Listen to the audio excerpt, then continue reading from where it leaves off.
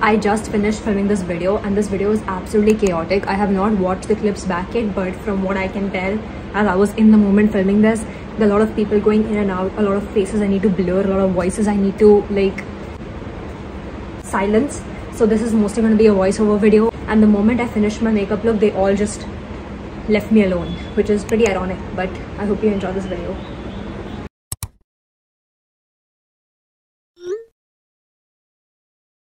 So my everyday makeup routine is pretty simple and pretty clean, and I don't use base makeup like foundation and concealer that often, so I thought I'd film a routine for you guys.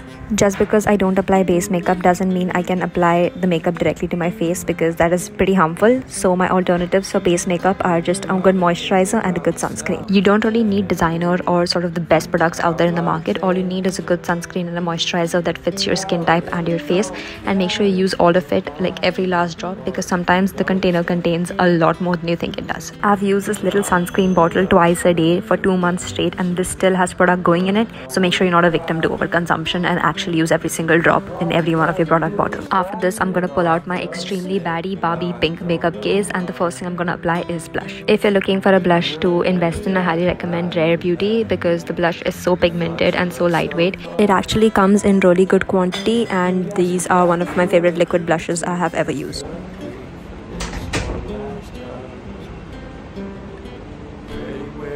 The next thing I'm gonna do is curl my eyelashes with my pink eyelash curler and try not to cry while doing it.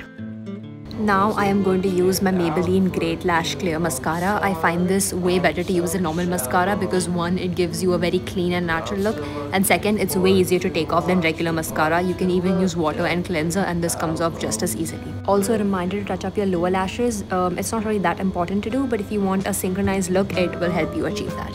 Next, I'm using this highlighter that has literally fallen apart, but it still works wonders.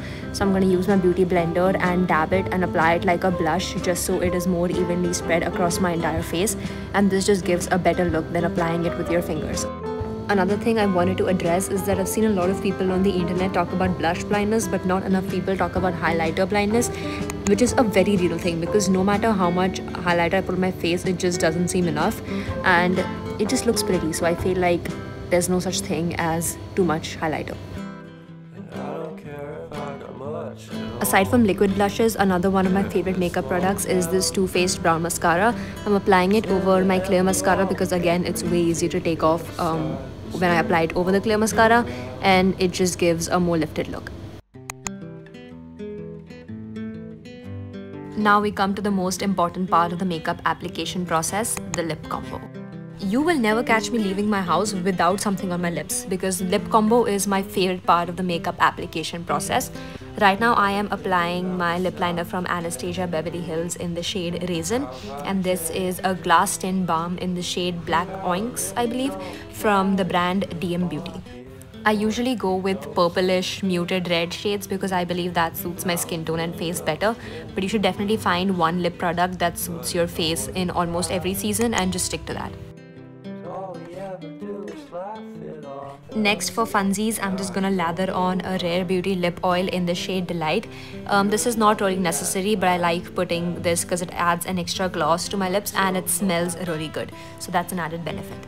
And this is it for the makeup look. However, if you're going to be in the heat or walking or dancing around a lot, I do believe adding an extra layer of makeup setting spray or just setting powder would really help set the makeup and keep it long lasting. And then I'm gonna add in my scented body mist and lotion to the mix, because smelling good is one of my obsessions and I cannot leave the house without smelling like something from the bakery. And this is me doing some ear piercing maintenance, which is again pretty ironic because as I am editing this, I have an infection in both my ears. But at least I'm eating it up in the looks department, so I guess that works.